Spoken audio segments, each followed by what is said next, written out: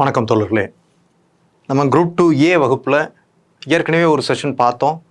Tamil Nadu history and culture அந்த போர்ஷனுக்கான சிலபஸை decode பண்ணி பார்த்தோம். இப்போ தமிழ்நாடு எக்கானமி. ஸோ பாருங்கள், அந்த குரூப் 2A போர்ஷன்லேயே Tamil Nadu economy and social issues in Tamil Nadu இந்த யூனிட் இருக்குது பார்த்தீங்களா, யூனிட் நம்பர் 4. இதற்கான சிலபஸை டீகோட் பண்ணி பார்க்கலாம். பொதுவாக அந்த சிலபஸை டீகோட் பண்ணி பார்க்குறது நம்ம சரியான கான்டெக்ஸ்டில் போகிறோமா, சரியான டைரெக்ஷனில் போகிறோமா அப்படின்றத உறுதிப்படுத்திக்கிறதுக்கு நிச்சயமாக யூஸ்ஃபுல்லாக இருக்கும். இந்த ஒரு டாபிக் கொடுக்குறோம் அப்படின்னா அதில் டீகோட் பண்ணி பார்க்குறப்போ என்னென்ன விஷயங்கள் சப் டாப்பிக்குகளாக வருது, அப்போ நம்ம சரியான திசையில் படிக்கிறோமா, என்னென்ன ஏரியாஸை கவர் பண்ணணும், என்னென்ன மெட்டீரியல்ஸை கவர் பண்ணணும், கரண்ட் அஃபேர்ஸ் அண்ட் டேட்டாஸ் என்னென்ன ரிப்போர்ட் பேஸ் பண்ணி எடுக்கணும், பாலிசி நோட்டில் என்னெல்லாம் நம்ம கவர் பண்ண வேண்டி இருக்கும், இதெல்லாம் தெரிஞ்சுக்கிறதுக்கு உங்களுக்கு யூஸ்ஃபுல்லாக இருக்கும் அப்படின்ட்டு நான் நினைக்கிறேன். ஸோ போகலாமா? குரூப் 2A டிஎன்பிஎஸ்சி குரூப் 2Aக்கான unit 4 Tamil Nadu economy and social issues in Tamil Nadu 20 கேள்விகள் கேட்குறாங்க. இதில் ஃபஸ்ட்டு போர்ஷன் பாருங்கள் என்ன இருக்குது. First Tamil Nadu economy. இது சிம்பிளாக தான் கொடுத்துருக்காங்க, பட் ஆனால் இது முக்கியமான ஒரு போர்ஷன் தான். தமிழ்நாடு எக்கானமி அதோடைய ஃபீச்சர்ஸ் அப்படின்னு சொல்லி கொடுக்குறாங்க. இந்த ஃபீச்சர்ஸில் என்னெல்லாம் பார்க்கணும் அப்படின்னா, ஸோ இந்தியன் எக்கானமிக்கு எப்படி ஃபீச்சர்ஸ் இருக்குதோ தமிழ்நாடு எக்கானமிக்கும் ஃபீச்சர்ஸ் இருக்குது. ஸோ நம்முடைய ஸ்டேட்டுடைய ஜிஎஸ்டிபி பார்க்கணும், மாநிலத்துடைய மொத்த உள்நாட்டு உற்பத்தி வீதம், அதனுடைய வளர்ச்சி, ஜிஎஸ்டிபி க்ரௌத் ரேட்டு, ஜிஎஸ்டிபி எவ்வளவு. தமிழ்நாடை பொறுத்த வரைக்கும் ஒரு வளர்ந்த மாநிலம் தான், ஆனால் இந்தியா மாதிரி இது ஒரு டெவலப்பிங் ஸ்டேட்டாக தான் நம்ம கன்சிடர் பண்ண முடியும். ஆனால் பிற மாநிலங்களை ஒப்பிடுறப்போ தமிழ்நாடு நல்ல நிலைமையில் இருக்காங்க. ஜிஎஸ்டிபியில் தமிழ்நாடு எத்தனையாவது ரேங்கில் இருக்காங்க அப்படின்ற வகையெல்லாம் நீங்கள் பார்க்கணும். அதே மாதிரி பார்த்தீங்கன்னா பெர் கேபிட்டா இன்கம், தலா வருமானத்தின் அடிப்படையில் தமிழ்நாட்டுடைய நிலை என்ன, பிற மாநிலங்களோட ஒப்பிடுறப்போ தமிழ்நாடு என்ன பொசிஷனில் இருக்குது, இதெல்லாம் நம்ம தெரிஞ்சுக்கணும். அது மாதிரி தமிழ்நாடு எக்கானமின்னு பார்க்குறப்போ அதை செக்டார் வைஸ் கான்ட்ரிபியூஷனை பார்க்கணும் இந்த ஏரியாவை பொறுத்த வரைக்கும். So Tamil Nadu sector wise contribution அப்போ உங்களுக்கு தெரியும், agri sector, industrial sector and service sector அப்படின்றது தெரியும். அக்ரியை பொறுத்த வரைக்கும் டிபெண்டபிள் பாப்புலேஷன் அதிகம், ஆனால் கான்ட்ரிபியூஷன் குறைவாக தான் இருக்குது. இண்டஸ்ட்ரி கிட்டத்தட்ட ஒரு 27% அளவுக்கு தமிழ்நாட்டை பொறுத்த வரைக்கும் கான்ட்ரிபியூட் பண்ணுது. சர்வீஸ் செக்டார் தான் பெரிய அளவில் கான்ட்ரிபியூட் பண்ணுது. அதனுடைய கான்ட்ரிபியூஷன் என்ன, இப்போ தமிழ்நாடு எக்கானமி ரொம்ப சர்வீஸ் செக்டாரை டிபெண்ட் பண்ணி இருக்குது அப்படின்றது நமக்கு தெரியும். இதெல்லாம் அதனுடைய ஃபீச்சர்ஸாக நம்ம தெரிஞ்சுக்கலாம். அதுமாரி one of the most industrious ஸ்டேட்டாக தமிழ்நாடு இருக்குது. தமிழ்நாடை பொறுத்த வரைக்கும் ஒரு தொழில்மயமான ஒரு மாநிலமாக தமிழ்நாடு இருக்குது அப்படின்றது தெரியும். நிறைய தொழிற்சாலைகள் தமிழ்நாட்டில் அமையப்பட்டிருக்கு. இதனுடைய பண்புகள் அதுவும் முக்கியமான ஒன்று தான். குறிப்பாக பார்த்தீங்கன்னா யான் பவுல் அப்படின்னு சொல்கிறோம். டெக்ஸ்டைல் இண்டஸ்ட்ரி ரொம்ப சிறப்பாக இருக்குது. கோயம்புத்தூர் அந்த இந்தியாவுடைய தென்னிந்தியாவுடைய மான்செஸ்டரான கோயம்புத்தூர் இருக்குது. டெக்ஸ்டைல் வேலைன்னு சொல்கிறோம். டெக்ஸ்டைல் அந்த கேபிட்டல் என்று சொல்லக்கூடிய கரூர் இருக்குது. அப்போ டெக்ஸ்டைல் இண்டஸ்ட்ரி ரொம்ப டாமினேட் பண்ணுது. அதுமாதிரி ஆட்டோமொபைல் இண்டஸ்ட்ரி ஆகட்டும், அதுக்கப்புறம் பார்த்தீங்கன்னா லெதர் இண்டஸ்ட்ரியில் தமிழ்நாடு தான் தேசிய அளவில் லீடிங்கில் இருக்கிறோம். இது மாதிரி முக்கியமான தொழில்கள், எலக்ட்ரானிக் இண்டஸ்ட்ரீஸ், அப்புறம் ஆட்டோமொபைல் ஹப்பாக சென்னை இருக்குது. இப்படி ஒரு இண்டஸ்ட்ரியலைஸ்டு ஸ்டேட்டாக தமிழ்நாடு இருக்குது. இதில் டெக்ஸ்டைல் இண்டஸ்ட்ரி டாமினேட் பண்ணுது.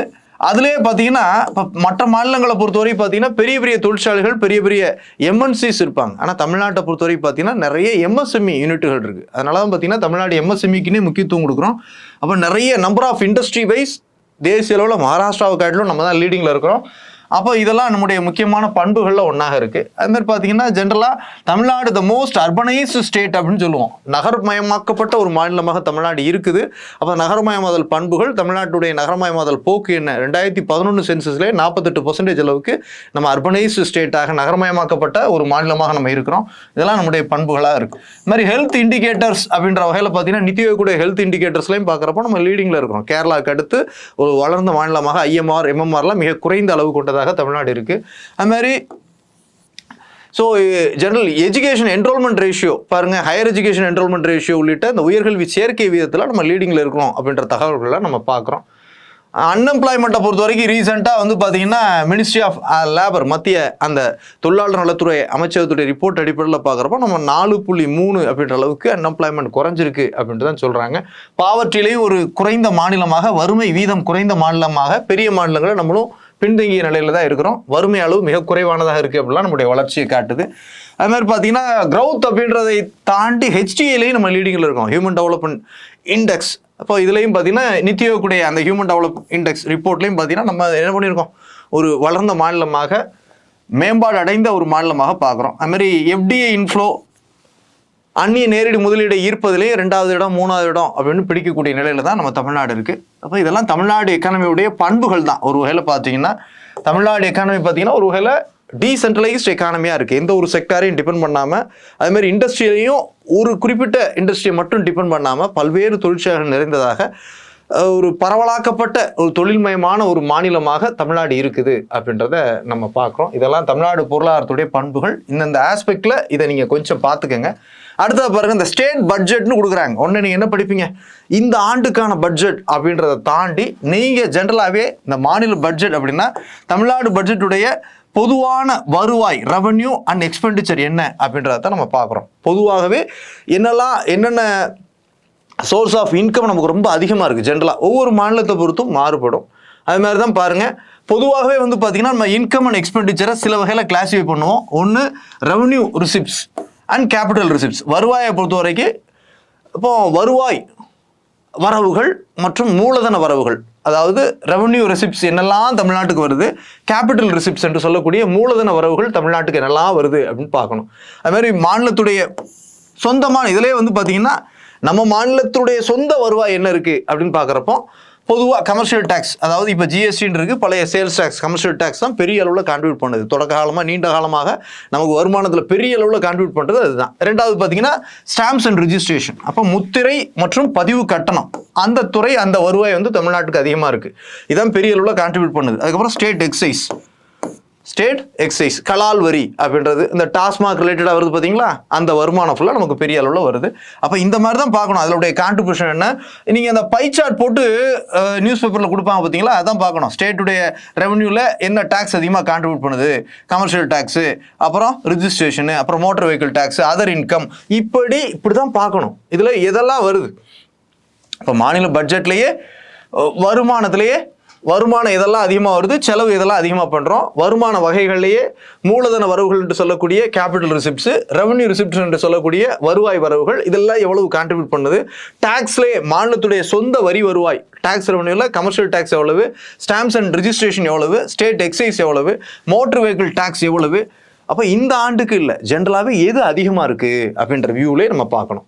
அப்போ இதை தவிர பிற டாக்ஸஸ், அதர் டாக்ஸஸ் என்ன இருக்குது, இதை தவிர ஸ்டேட்டுடைய ஓன் நான் டேக்ஸ் ரெவன்யூ, இதை தவிர வரி இல்லாமல் பிற வருமானம், மாநிலத்துடைய சொந்த வருமானம் என்னெல்லாம் இருக்குது அப்படின்றத பார்க்கணும். இதை தவிர grants in eight from union government, மத்திய அரசும் பங்களிப்பாக தன்னுடைய வருமான பிரிவை கொடுக்குது இல்லையா. மத்திய அரசு தன்னுடைய ஃபினான்ஸ் கமிஷனுடைய ரெக்கமெண்டேஷன்ஸ் அடிப்படையில் கொடுக்குறாங்க இல்லையா, அந்த மத்திய அரசுடைய தரப்பிலிருந்து கிடைக்கக்கூடிய வருமானத்தை நம்ம பார்க்கணும். அதுக்கப்புறம் மத்திய அரசு தன்னுடைய வரிகள்லேருந்து பங்கு கொடுக்குது நம்ம பார்க்குறோம் இல்லையா. எது சென்ட்ரல் ஸ்டேட் ரிலேஷன்லேயே ஃபினான்ஷியல் ரிலேஷன்ஸில் மத்திய அரசு என்னென்ன வருமானத்தை நமக்கு பகிர்ந்து கொடுக்குது சரியா. குறிப்பாக பார்த்தீங்கன்னா டேக்ஸ், என்னென்ன டேக்ஸ்லேருந்து ஒரு குறிப்பிட்ட பர்சன்டேஜ் நமக்கு பகிர்ந்து கொடுக்குறாங்க அப்படின்றத ரீசன்ட் ட்ரெண்ட்ஸாக தெரிஞ்சுக்கணும். இந்த பட்ஜெட்னு இல்லாமல் ஜென்ரலாக தெரிஞ்சுக்கணும். அதுக்கப்புறம் எக்ஸ்பெண்டிச்சரை பொறுத்த வரைக்கும் ரெவன்யூ எக்ஸ்பெண்டிச்சர், தட் இஸ் வந்து வருவாய் செலவினங்கள், மெயின்டெனன்ஸுக்கு என்னெல்லாம் செலவு பண்ணுறோம். அது மாதிரி கேபிட்டல் எக்ஸ்பெண்டிச்சர், மூலதன செலவினங்கள் நம்ம என்ன மேற்கொண்டுட்டு இருக்கோம் அப்படின்றத பார்க்கணும். அதுவே பார்த்தீங்கன்னா செக்டார் வைஸ் நம்ம எவ்வளோ ஒதுக்கீடு பண்ணுறோம், எந்தெந்த துறைகளுக்கு அதிகமாக ஒதுக்கீடு பண்ணுறோம்னு பார்க்குறப்போ ஹெல்த்து, எஜுகேஷன், அப்புறம் நகர்ப்புற வளர்ச்சி மற்றும் ஊரக வளர்ச்சி, சமூக நல திட்டங்கள், போக்குவரத்து, இதுக்கெல்லாம் நம்ம செலவு பண்ணிட்டு இருக்கோம் அப்படின்றத பார்க்கணும். அதேமாதிரி நம்முடைய ரெவன்யூ டெபிசிட் எவ்வளோ இருக்குது, ஸோ வருவாய் பற்றாக்குறை எவ்வளோ இருக்குது, வருவாய் வரவுகளையும் வருவாய் செலவுகளையும் கம்பேர் பண்ணி பார்க்குறப்போ வருவாய் செலவுகள் அதிகமாக இருந்தால் அதான் வருவாய் பற்றாக்குறை எப்படி இருக்குது அப்படின்றத பார்க்கணும். தமிழ்நாட்டுடைய கடன் அளவு எப்படி போயிட்டு இருக்கு, ரொம்ப அதிகமாகிட்டு இருக்கு. 1 லட்சம் கோடின்னு ஒரு 10 ஆண்டுகளுக்கு முன்னால் பார்த்த மாதிரி இருந்துச்சு, இப்போ சடனாக பெரிய அளவில் இன்க்ரீஸ் ஆகி போயிட்டே இருக்குது. தமிழ்நாட்டுடைய கடன் அளவு எவ்வளோ போயிட்டு இருக்கு, ஒட்டுமொத்த நிதி பற்றாக்குறை எவ்வளோ இருக்குது. நம்ம FRBM ஆக்டில் பார்க்குறோம், fiscal responsibility and budgetary management ஆக்டை பார்க்குறோம். அதன் அடிப்படையில் டெபிசிட் எவ்வளோ தாண்டக்கூடாது, 3% தாண்டக்கூடாதுன்னு பார்க்குறோம். தமிழ்நாட்டில் நிதி பற்றாக்குறை மொத்த GSDPக்கு எவ்வளோ இருக்குது, நிதி பற்றாக்குறை மொத்த மாநில உற்பத்திக்கு எவ்வளவு பங்களிப்பு செய்யுது அப்படின்றத பார்க்கணும். அதுமாதிரி பார்த்தீங்கன்னா நம்முடைய பட்ஜெட்டை வந்து பார்த்தீங்கன்னா ஜிஎஸ்டி அதனுடைய இம்ப்ளிகேஷன், நம்முடைய ஸ்டேட் இன்கத்தில் எந்த அளவுக்கு தாக்கத்தை உண்டு பண்ணுது, ஜிஎஸ்டிக்கு பின்னால் நம்முடைய வரவினங்கள் எந்த அளவுக்கு குறைஞ்சிருக்கு அப்படின்ற வியூலையும் நம்ம பார்க்கணும். இதுதான் அந்த ஸ்டேட் பட்ஜெட் அப்படின்ற டாப்பிக்குகளில் நம்ம தெளிவாக பார்க்க வேண்டியது இதுதான். அடுத்தா பாருங்க, ஸ்டேட்ஸ் எக்கனாமிக் growth அப்படின்ற ஒரு டாபிக். மூணாவது என்னது, மாநிலத்தின் பொருளாதார வளர்ச்சி. அப்போ இதில் அக்ரிகல்ச்சர் கொடுக்குறாங்க. அப்போ இதில் வந்து அக்ரிகல்ச்சர் நம்ம தனியாக கொடுத்துருக்காங்க. ஆனால் இந்த டாப்பிக்கில் தனியாக கொடுக்குறாங்க. என்ன கொடுக்குறாங்க, ஸ்டேட்ஸ் எக்கனாமிக் growth, மாநிலத்துடைய பொருளாதார வளர்ச்சி. இதில் வந்து பார்த்தீங்கன்னா அக்ரிகல்ச்சர் கொடுத்து அக்ரிகல்ச்சர் ஸ்டேட்டுடைய எக்கானமிக்கு எந்த அளவுக்கு கான்ட்ரிபியூட் பண்ணுது, இதான் செக்டரல் ஒவ்வொரு துறை வாரியான பிரித்து நம்ம பார்க்குறப்போ வேளாண்மை, அதுமாதிரி இண்டஸ்ட்ரி, அதுக்கப்புறம் சர்வீஸ் செக்டார், சேவைத்துறை அப்படின்னு சொல்லி பார்க்குறோம். அப்போ அக்ரிகல்ச்சருடைய கான்ட்ரிபியூஷன் என்ன, லேபர் ஃபோர்ஸ் என்ன, உற்பத்தி திறன் எப்படி இருக்குது, நம்மளை பொறுத்த வரைக்கும் அக்ரிகல்ச்சருடைய வளர்ச்சி விகிதம் எப்படி இருக்குது. நம்ம ஜென்ரலாகவே ப்ரைம் மூவிங் ஃபோர்ஸ்னு தேசிய அளவில் முக்கியத்துவம் கொடுக்குறோம் அப்படின்னாலும் வளர்ச்சி வீதம் 4% அளவு தான் இருக்குது. அக்ரி எக்ஸ்போர்ட்டில் தமிழ்நாட்டுடைய கான்ட்ரிபியூஷன் என்ன, இந்த மாதிரிலாம் பார்க்கணும். அதுமாதிரி லேபர் ஃபோர்ஸ், தொழிலாளர் பங்கேற்பு வேளாண்மையில் எந்த அளவுக்கு இருக்குது அப்படின்றத பார்க்கணும். அதுமாதிரி உணவுப் பொருள் உற்பத்தி, தஞ்சையை கிரானரி அப்படி சொல்லி சொல்கிறோம், நெற்களஞ்சியம் அப்படி சொல்லி சொல்கிறோம். இப்போ உணவுப் பொருள் உற்பத்தியில் தமிழ்நாடு வேளாண்மையில் எந்த அளவுக்கு இருக்கிறோம், வேளாண் ஏற்றுமதியில் தேசிய அளவில் தமிழ்நாட்டுடைய பங்களிப்பு எவ்வளோ இருக்குது அப்படின்னு பார்க்கணும். இப்படி அக்ரி ரிலேட்டடான பேசிக் விஷயங்களை பார்க்கணும். அடுத்த பார்த்தீங்கன்னா இண்டஸ்ட்ரி, தொழிற்சாலைகளை பொறுத்த வரைக்கும் நம்ம வந்து தொழிற்சாலைகள் மாநிலத்தில் பெரிய அளவில் பங்களிப்பு கொடுக்குது. அது மாநிலத்துடைய பொருளாதாரத்துக்கு ஜிஎஸ்டிபிக்கு எவ்வளவு கான்ட்ரிபியூட் பண்ணுது, தொழிற்சாலைகளுடைய வளர்ச்சி வீதம் தமிழ்நாட்டில் எப்படி இருக்குது, முக்கியமான தொழில்கள் குறிப்பாக பார்த்தீங்கன்னா தமிழ்நாட்டை பொறுத்த வரைக்கும் டெக்ஸ்டைல் தான் அடிப்படை அப்படின்னு சொல்லி பார்த்தோம். அதுமாதிரி textile, automobile industry, leather industry, தேசிய அளவில் லெதர் ப்ராடக்ட்ல நம்ம லீடிங்கில் இருக்கோம். Sugar industry, chemical industry, cement industry, cracker industry நமக்கே உரித்தான அடையாளம். இப்படி இண்டஸ்ட்ரியல் கான்ட்ரிபியூஷன் டு எக்கானமின்னு நம்ம பார்க்குறோம். தொழிற்சாலைகளுடைய பங்களிப்பு, பொருளாதார வளர்ச்சிக்கு பங்களிப்பு என்னன்னு பார்க்குறோம்.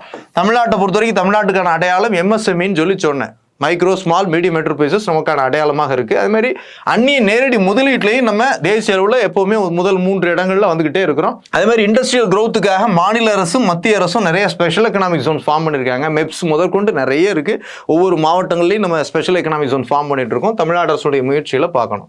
அடுத்தா பார்த்தீங்கன்னா இண்டஸ்ட்ரி அப்படின்றத தாண்டி எனர்ஜி ப்ரொடக்ஷன்லையும் நம்ம பெரிய அளவில் லீடிங்கில் இருக்கோம். குறிப்பாக பார்த்தீங்கன்னா நான் renewable energy, so wind energy ஆகட்டும், சோலார் எனர்ஜி ஆகட்டும், அதற்கேற்ற அந்த நம்ம ஈக்குவட்டாரியல் கிளைமேட்டில் நியர்பை இருக்கிறதால வந்து அதற்கான சோர்சஸ் அதிகமாக இருக்குது, அதையும் பார்க்குறோம். அடுத்தா பார்த்தீங்கன்னா இதில் எக்கனாமிக் growthல சர்வீஸ் செக்டார்னு போட்டு கொடுக்குறாங்க. சர்வீஸ் செக்டாரை பொறுத்த வரைக்கும் நம்ம பெரிய அளவில் ஐடி இண்டஸ்ட்ரி ஆகட்டும், பேங்கிங் இண்டஸ்ட்ரி ஆகட்டும், டிரான்ஸ்போர்ட் ஆகட்டும், டெலிகம்யூனிகேஷன் நம்ம லீடிங்கில் இருக்கிறோம். ஐடி பார்க்குகளுக்கு நிறைய இனிஷியேட்டிவ்ஸ் தமிழ்நாடு அரசு எடுத்திருக்கு. எல்காட் மற்றும் டிட்கோ மூலமாக டைட்டில் பார்க்லாம் நம்ம ஃபார்ம் பண்ணியிருக்கிறோம். ஸோ கம்யூனிகேஷன், ஐடி, அது மாதிரி டூரிசம், இதெல்லாம் நம்ம சுற்றுலா பயணிகளை ஈர்க்கிறதுலே முக்கிய பங்கு வகிக்கிறோம். டிரான்ஸ்போர்ட் இண்டஸ்ட்ரீஸ், அதுக்கப்புறம் இந்த சர்வீஸ் செக்டாரை டெவலப் பண்ணுறதுக்காக கவர்மெண்ட்டுடைய மெஷர்ஸ் என்ன ஒட்டு மொத்தமாக இப்படின்ற வியூவில் இந்த ஸ்டேட்ஸ் எக்கனாமிக் growth அப்படின்ற டாப்பிக்கை நீங்கள் பார்க்கணும். அடுத்தா பார்த்தீங்கன்னா அக்ரிகல்ச்சர். இப்போ தான் அக்ரிகல்ச்சருக்கு வர்றோம். அங்கே அக்ரிகல்ச்சர் என்ன கேட்குறாங்க, எக்கனாமியுடைய growthக்கு அக்ரிகல்ச்சருடைய அந்த கான்ட்ரிபியூஷன்ன்ற வகையில் தான் கேட்குறாங்க. ஆனால் இங்கே முழுக்க அக்ரிகல்ச்சர் தான். இப்போ இதெல்லாம் நீங்கள் ஜென்ரலாக நிறைய ரெஃபர் பண்ணலாம். ஆனால் இதை பொறுத்தவரைக்கும் பார்த்தீங்கன்னா அக்ரிகல்ச்சர் டிபார்ட்மெண்ட்டுடைய பாலிசி நோட்டை நம்ம பார்த்தாலே தெளிவாயிடும். டிபார்ட்மெண்ட் ஆஃப் அக்ரிகல்ச்சருடைய பாலிசி நோட்டை பாருங்கள், கொள்கை விளக்க குறிப்பு. இதை தவிர நம்ம ஸ்கூல் புக்கில் சில டாப்பிக்களை நம்ம கவர் பண்ணிக்கலாம். மேஜர் கிராப்ஸ், அப்போ இதெல்லாம் எப்படி பார்க்கணும்னா தமிழ்நாட்டுக்கே உண்டான முக்கிய பயிர்களை தான் பார்க்கணும். நேஷனல் லெவலில் கோதுமை இப்படிலாம் நீங்கள் படிக்கணுன்ற அவசியம் இல்லை. தமிழ்நாட்டுடைய முக்கிய பயிர்கள் குறிப்பாக பார்த்தீங்கன்னா உணவு தானியங்கள் எது தமிழ்நாட்டுக்கு முக்கியம், பேடி தான், நெல். அதுக்கப்புறம் மில்லட்ஸ் அப்போ ரொம்ப முக்கியம். அப்புறம் பல்சஸ், அப்போ நம்ம வந்து மில்லட்ஸுக்கு ரொம்ப முக்கியத்துவம் கொடுக்கணும் தமிழ்நாட்டை பொறுத்தவரை பார்த்தீங்கன்னா. அப்புறம் பல்சஸ், அதை தவிர பணப்பயிர்கள்ட்டு சொல்லக்கூடிய கேஷ் கிராப்ஸ் ஒவ்வொன்றா பார்க்க வேண்டியதான். அதில் சுகர் கேன், காட்டன், அப்போ கரும்பு, பருத்தி, புகையிலை, அப்புறம் ஆயில் சீட்ஸ், இதெல்லாம் உற்பத்தியில் நம்ம லீடிங்கில் இருக்கிறோம். இந்த வகையில் ஃபோக்கஸ் பண்ணலாம். அப்புறம் கேஷ்யூநட், முந்திரி ஏற்றுமதி மண்டலமே நம்ம வச்சு நடத்திட்டு இருக்கிறோம். அப்படின்ற பட்சத்தில் இதெல்லாம் முக்கியமான பயிர்களாக பார்க்கலாம். அப்புறம் தோட்டப்பயிர்கள்னு சொல்லக்கூடிய பிளான்டேஷன் கிராப்பை பொறுத்த வரைக்கும் டீ, காஃபி, ரப்பர் தமிழ்நாட்டுடைய அடையாளமாக பார்க்கப்படுது. அதுக்கப்புறம் ஸ்பைசஸ், நம்ம வந்து கேரளா ஒட்டி இருக்கிறோம். நம்மகிட்டையும் மிளகு, லவங்கம், ஏலக்காய் இதெல்லாம் உற்பத்தி பண்ணுறோம். நிறைய ஜாகிரபிக்கல் இண்டிகேஷன் ஆகிருக்கும். குறிப்பாக பார்த்தீங்கன்னா இந்த பயிர்களுக்கெல்லாம் பார்த்தீங்கன்னா ஒவ்வொன்றுக்கும் ஜாகிரபிக்கல் இண்டிகேஷன் ஆகிருக்கும்.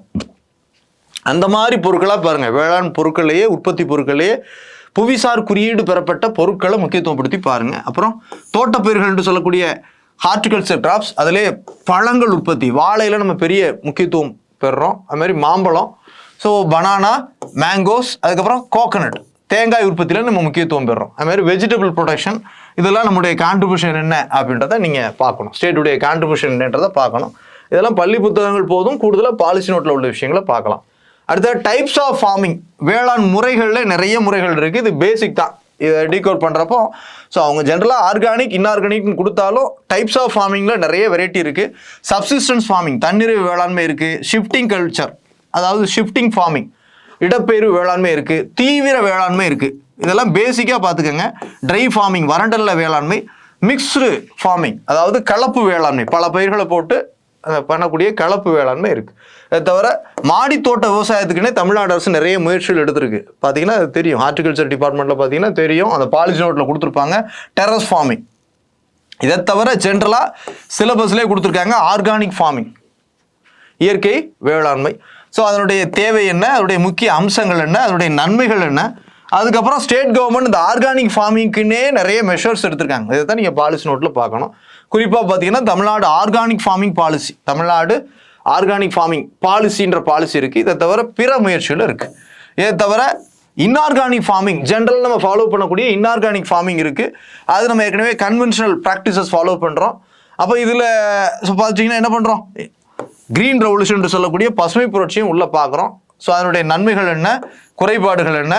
இதை தவிர பார்த்தீங்கன்னா ஒப்பந்த வேளாண்மை, கான்ட்ராக்ட் ஃபார்மிங், இதெல்லாம் நம்ம முயற்சிகள் மேற்கொண்டுட்டு இருக்கோம். ஒப்பந்த வேளாண்மை கான்ட்ராக்ட் ஃபார்மிங்னா என்ன, அதனுடைய நன்மைகள் என்ன, அது எதிர்கொள்ளக்கூடிய சவால்கள் என்ன. ஸோ இந்தியாவில் கான்ட்ராக்ட் ஃபார்மிங்கை ரெகுலேட் பண்ணுறதுக்கான முயற்சிகள் என்ன இருக்குது. தமிழ்நாடை பொறுத்தவரை பார்த்தீங்கன்னா ஏற்கனவே Tamil Nadu agricultural produce and livestock contract farming and services ஆக்ட்னு ஒரு ஆக்ட் இருக்குது 2019. இதை பார்க்கணும், இதுதான் நமக்கு முக்கியமானது. அதுமாதிரி பார்த்தீங்கன்னா ஃபார்மர்ஸ் ப்ரொடியூசர்ஸ் ஆர்கனைசேஷன், வேளாண் உற்பத்தி குழுக்கள் அல்லது உழவர் உற்பத்தி குழுக்கள்னு சொல்லுவோம். அப்படின்னா என்ன, அதனுடைய பண்புகள் என்ன, அதனுடைய நன்மைகள் என்ன, இது எல்லாமே நீங்கள் அக்ரி டிபார்ட்மெண்ட்டுடைய பாலிசி நோட்டு தான். அது மாதிரி இந்த வேளாண் உழவர் உற்பத்தி குழுக்களுடைய மேம்பாட்டுக்காக தமிழ்நாடு அரசு என்ன நடவடிக்கை மேற்கொண்டுட்டு இருக்கு. Promotion of FPOs by state government. இயர்லியராக தேசிய அளவில் நஃபெட் உள்ளிட்ட அந்த அமைப்புகள் இருக்குது. தமிழ்நாட்டை பொறுத்த வரைக்கும் தமிழ்நாடு ஸ்டேட் ஃபார்மர்ஸ் அந்த SFAC, TNSFAC என்ற இந்த அமைப்பு இருக்குது. ஒரு ஃபார்மர்ஸ் ப்ரொடியூசர் ஆர்கனைசேஷன் இருக்குது. இதை தவிர வேறு என்ன அமைப்புகள் இந்த ஃபார்மர்ஸ் ப்ரொடியூசர் ஆர்கனைசேஷனுக்காக மாநில அரசு பண்ணியிருக்காங்க அப்படின்றத நம்ம பார்க்கணும். அது மாதிரி பார்த்தீங்கன்னா அக்ரி மார்க்கெட்டிங் வந்து நம்ம பெரிய முன்னோடியாகத்தான் இருக்கோம். பொதுவாக வேளாண் பொருட்களை உற்பத்தி அந்த சந்தைப்படுத்துறதுல, மார்க்கெட்டிங் பண்ணுறதுல என்னென்ன இஷ்யூஸ் இருக்குது. ஆன்லைன் மார்க்கெட்டிங், அப்போ ஆன்லைன் சந்தைப்படுத்தல இப்போ நிறையா வந்துருச்சு. இ-NAM உள்ளிட்ட விஷயங்கள்லாம் வந்துருச்சு.